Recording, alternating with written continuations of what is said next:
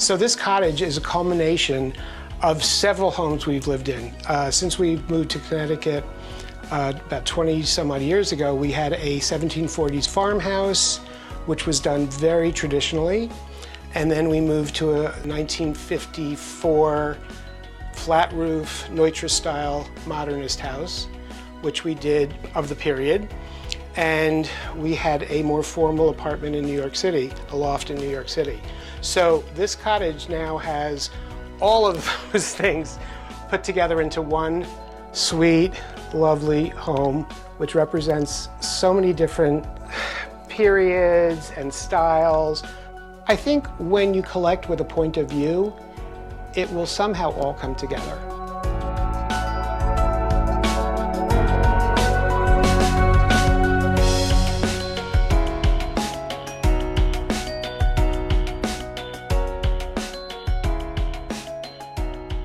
So Bruce, of course, this is a last minute visit because Stacy happens to be in the area and I live 10 minutes away. And she was like, well, do you think they're going to be ready? I'm like, are you kidding me? This house is camera ready. Always camera ready. 24/7. It's crazy. And it's not fussy. It's just so incredibly detailed and beautiful. And what I actually am remembering, because I was here when you first bought it, we're fixing it up. But you didn't have your store yet. You didn't have George yet. That's correct. But what I love about it, and it's very similar to George's palette, is this monochromatic, really there's like only 3 or 4 colors. I mean, everything is this wonderful brown, beige, white. And that's so smart because it just sets a very comforting, chic tone, right? Yes, you're absolutely right. It's how Wilson and I have always lived. It's the way we do the store. It's the way the colors we surround ourselves with. Because I find that we can pull different things in. We don't have to worry about, will it match color-wise? It's just like the ultimate backdrop. It is. And then paintings and artwork and flowers can everything pop just kind of comes alive. Even this rug, I mean, you would think this would be incredibly, like I would never think this for a living room that is also winter, fall, spring, 4 seasons, but it looks perfect. Yeah, exactly. And actually, we in the summer, we slip cover all of this furniture in white cotton. So it even looks more monochromatic. Oh, that's so interesting. And why do you do that? For the visual change or the practical change? Visual change, and also these feel like winter, a little more winter. Right, because they're velvets and yummy materials. Exactly. Keeps it light, It's our version of a summer house. It's your version of a summer house. I'm immediately bowled over with, everywhere I look, there's just incredible photography, paintings, artwork. And I hope everyone will appreciate and take note of how to really do a mantle. Yeah. Right? Thank you. It's like the sconces, the layering, the textures, the colors, and just this moment with the coral here. Anti-coral, yeah. Is that what I think it is? That's a Keith Haring? It is a Keith Haring. And actually, it's an interesting story. When I was living in the city, when I had first moved to New York, and this was the late 80s, Keith Haring actually did these chalk drawings on the subway stops. Everywhere. And it was late one night, I was with some friends, and we looked at each other. Had you been drinking at all? Maybe a little. And we looked at it and we said, should we? And because was he famous then? He was sort of at the moment, right. but of course later became much more famous. And we each sort of took a corner.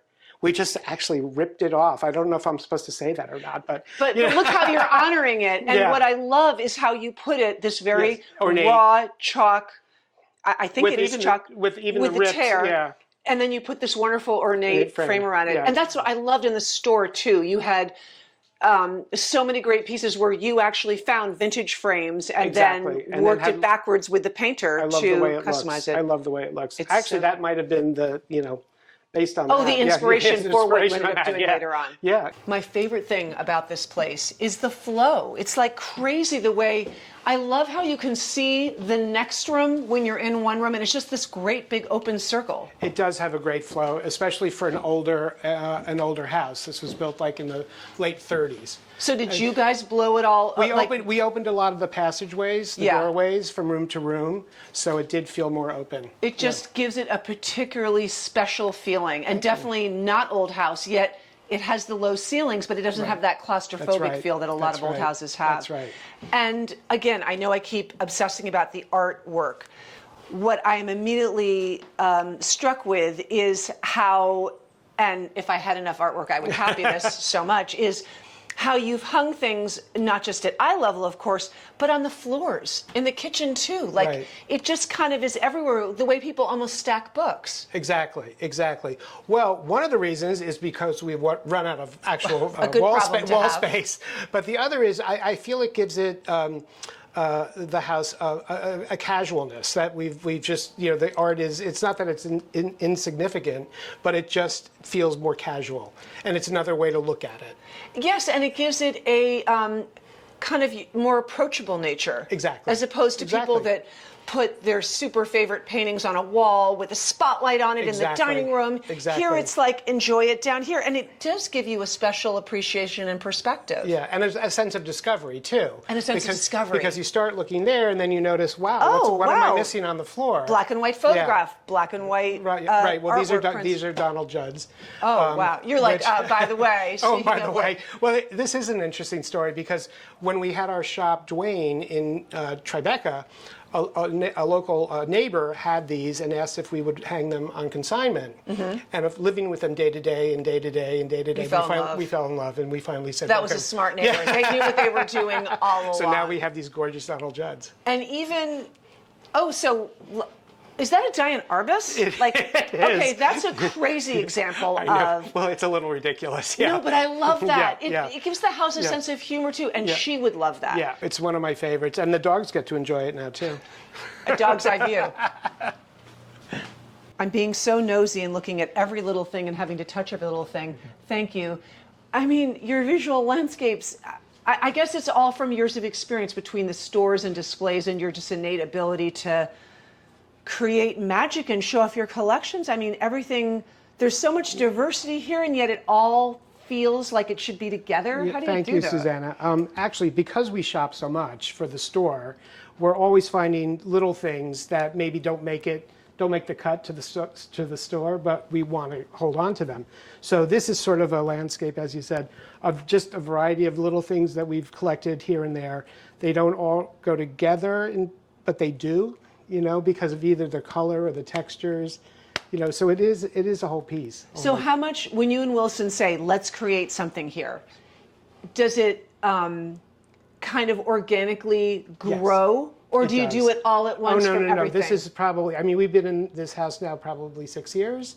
So I don't think we had any of these things before we moved here. Right, so you got it. Do you ever wake up one day and he's put something in and he didn't tell you, or vice versa? Or is it like a process where you're like, let's add, you buy, I know you collect silhouettes. We collect silhouettes, yeah. So there's those, and then little bits and pieces. Some of these things are family items. The paintings, some of them are by Wilson's sister. Oh, I love that. And friends of ours. So yeah, it's a combination. It's studied, but it's edited, but not studied. I love how a lot of people would say, well, is that okay to put paintings against a window? And isn't that too crowded? But that's what makes it feel like you want to approach and discover. Right, and discover. That's exactly right. So this is our winter cocoon room, the library. It's where we retire after dinner, watch TV, have friends, make a fire. It's super dark and yummy in here. It was obviously not this color when you found it. It was not this color, but we always wanted a dark room, which is very different from the rest of the house. Yeah. It totally separates. And it's very cozy. It's very comfortable. But it's glamorous. Let's not kid ourselves. Yeah, it is. You put a hell of a lacquer on this, Yeah, right? I mean, it's glossy. Yeah, yeah. Did you insert in all these bookcases? We did. And the bar? We did. I mean, it feels like a fabulous library in the city. Yeah, yeah. And Or we in wanted Europe or wanted Paris. it to have a little bit of a chic, vintage, New York City kind of Well, you did it. vibe. That's what it is. Everyone wants to be in this room. I want to live in this room. I mean, everyone looks great. And again, I'd like to just point out to people the fabulous way, if you have too much art or you want to hang more, you can put art in front of books, You right? can. If You can. We've done And it. We've done it everywhere in this room. You've done it everywhere here, and this isn't a huge house. No. There are limited walls, Right, because they're right. filled with art or books or treasures. Everything has its own little nook. Yeah, this room was originally white panel, and we wanted it to be dark, and we added some of the molding and the crown molding to okay. it. And You almost you almost old housed it. Yeah, exactly. You took that out. I love the thing of no more trying to hide the TV. Just it's the TV. We've embraced our TV-ness. And I like that it's just black. It doesn't compete with that, which don't even get me started. This beautiful oil painting. Where'd you find that? Well, that actually was a painting that was in Wilson's family, and we were lucky enough to get it. And we love it because it has the two dogs, which is what we do. Yeah, dos perros. And yeah, she's lovely, and it kind of makes the room, too. And I love how you haven't tried too hard to display it, if you see what I mean. Like you have that footstool there, and then a whole stack of books and another little sculpture that kind of cuts into the visual view of it, but that's what makes it interesting and come alive. Right, and then again, the little drawing on the floor, which actually just works, it all works together. Totally. So we're including the floor and seating in this, Well, your eye has something to delight in from bottom to top. Yeah. So originally, Susanna, there was a wall here which didn't allow any of this natural light to come through. Yeah, so and it's just so opened up the whole place. Yeah, it's great. I love how you've wedged in this big piece. I mean, a huge bureau. It just looks so elegant. I feel like I'm in a European hotel all of a sudden. Thank you. Look at this whole moment here. Oh, wow. So this painting, this is a Connecticut artist who painted the aristocracy like in the 20s. And we were lucky to find it. But there's, wait for it. Wait, what? There isn't a TV behind there, is there? No. I'm kidding. So on the back of that is this lovely person. So you have a choice. Yeah. I understand why you chose the other, but so that painter just did two sides? I guess didn't love this one as much as the other one and painted on the other side. I mean, I love the dog space. I love space. the big dog. I know, me too. I just love the idea of 2 in 1. I mean, this is, and I can't believe how this wall was made for it. I know. It's like I love perfect. it. I mean, the scale is kind of big, but I love that. I love it.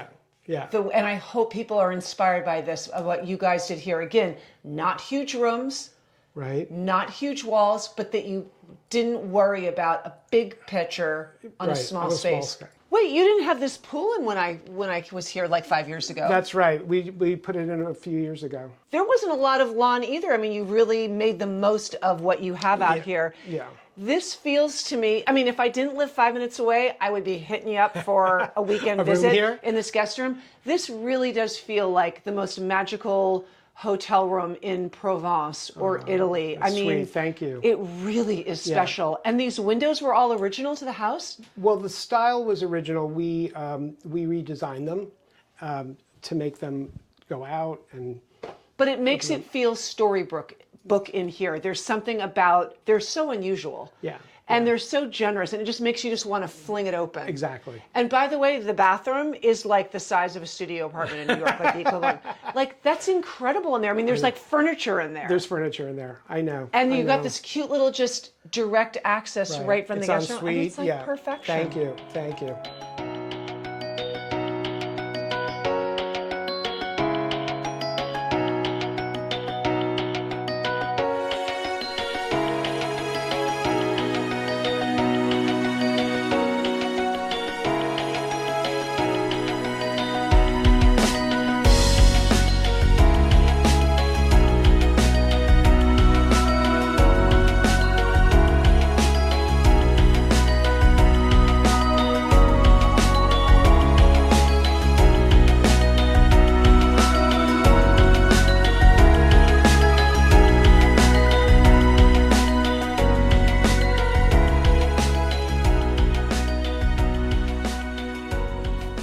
Don't miss another video visit.